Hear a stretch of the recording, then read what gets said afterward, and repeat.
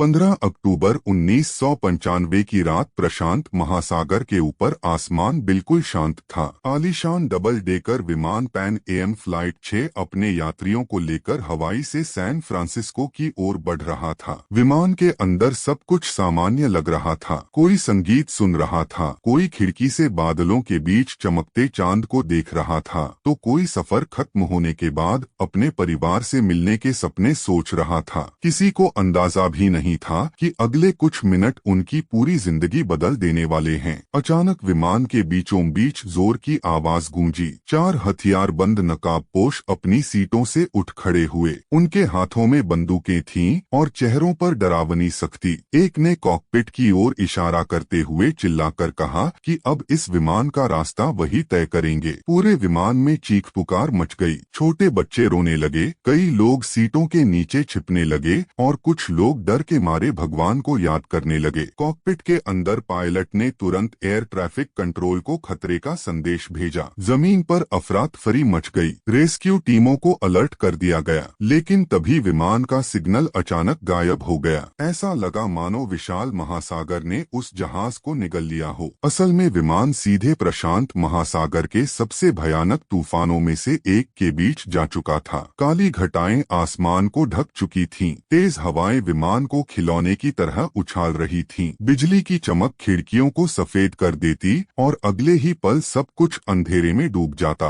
Pilot पूरी ताकत से विमान संभालने की कोशिश कर रहा था, लेकिन प्रकृति किसी इंसान की नहीं सुन रही थी। लगातार कई घंटों तक मौत विमान के चारों तरफ मंडराती रही। फिर अचानक जोरदार धमाके के साथ एक इंजन बंद हो गया। कुछ ही देर बाद दूसरा इंजन भी जवाब दे गया। विमान तेजी से नीचे गिरने लगा। यात्रियों को समझ आ गया था कि अब बचना लगभग नामुमकिन है। इसी बीच कुछ बहादुर यात्रियों ने मौका देखकर हाईजैकर्स पर हमला कर दिया। संघर्ष के दौरान विमान का एक इमरजेंसी दरवाजा टूट गया। नीचे गुस्से से उफनाता महासागर दिखाई दे रहा था। मौत सामने थी, लेकिन कुछ लोगों ने आखिरी दांव खेलने का फैसला किया। उन्होंने समुद्र में छलांग लगा दी। कुछ ही सेकंड बाद विमान आग के गोले की तरह समुद्र में जा गिरा। चारों तरफ धुआं और पानी की ऊंची लहरें उठीं। जो लोग कूदे थे वे बर्फ जैसे ठंडे पानी में जिंदगी के लिए संघर्ष कर रहे थे। कई लोग लहरों में खो गए, लेकिन लगभग 60 लोग किसी तरह तैरते हुए एक बड़ी चट्टान तक पहुंच गए जो समुद्र के बीच अकेली खड़ी थी। रात भर वे लोग उसी चट्टान पर भीगते और कांपते रहे। ना खाना था, ना पानी और ना ही मदद की कोई उम्मीद। सुबह होते ही एक यात्री को याद आया कि उसके बैग में दूरबीन थी। उसने कांपते हाथों से दूर तक देखने की कोशिश की और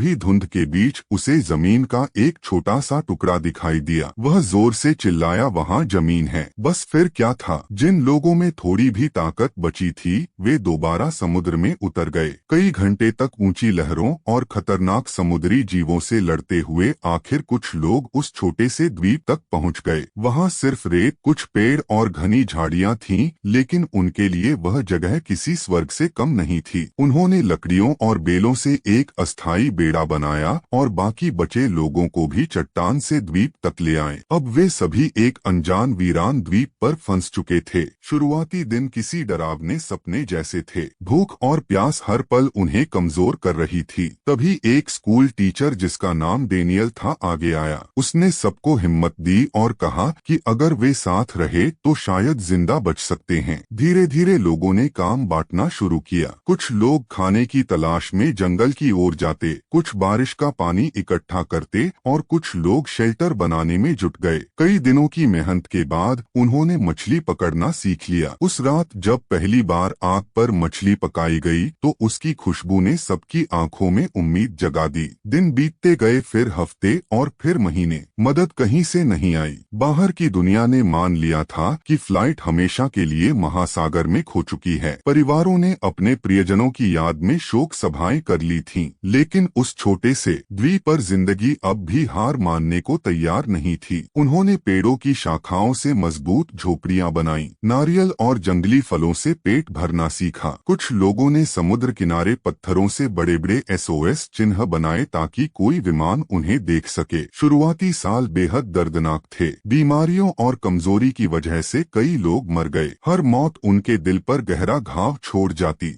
वे अपने साथियों को रेत में दफनाते और अगले दिन फिर जिंदगी के लिए संघर्ष शुरू कर देते। फिर एक दिन ऐसा हुआ जिसने पूरे द्वीप को बदल दिया। एक महिला ने एक बच्ची को जन्म दिया। उस बच्ची की पहली रोने की आवाज सुनते ही सबकी आंखों में आंसू आ गए। इतने सालों बाद पहली बार उन्हें लगा कि जिंदगी अभी खत्म नहीं हुई। उस नन्ही जान ने पूरे समूह को जीने की नई वजह दे दी। समय गुजरता गया। बच्चों ने उसी द्वीप पर चलना, बोलना और खेलना सीखा। उनके लिए वही द्वीप पूरी दुनिया था। बड़े लोग उन्हें उन शहरों की कहानियां सुनाते जिन्हें वे कभी देख नहीं पाए थे। 13 साल गुजर गए। फिर एक सुबह समुद्र की दिशा से एक भारी जहाज का हॉर्न सुनाई दिया। पहले किसी को यकीन नहीं हुआ, लेकिन आवाज दोबारा आई। सब लोग भागते हुए किनारे तक पहुँचे। उन्होंने आग जलाई, कपड़े लहराए और पूरी ताकत से चिल्लाने लगे। इस बार किस्मत ने उनका साथ दिया। जहाज ने धुएं को देख लिया था। कुछ देर बाद रेस्क्यू टीम नाव लेकर द्वीप तक पहुंची। बचावकर्मी उन लोगों को देखकर हैरान थे जिन्हें दुनिया 13 साल पहले मृत मान चुकी थी। कई लोग खुशी से रो पड़े। किसी को यकीन नहीं हो रहा था कि इतना लंबा संघर्ष सच में संभव था। जब वे लोग वापस सभ्यता में लौटे तो दुनिया उनकी कहानी सुनकर दंग रह गई। उनके पास एक पुरानी डायरी थी जिसमें हर दिन का संघर्ष लिखा गया था। भूख, तूफान, मौत, जन्म और उम्मीद की कहानी। बाद में इस घटना पर एक मशहूर किताब लिखी गई जिसने पूरी दुनिया को इंसानी हिम्मत की ताकत दिखा दी। यह कहानी हमें याद दिलाती है कि जब इंसान उम्मीद नहीं छोड़ता तब सबसे अंधेरी रात के बाद भी रोशनी जरूर आती है।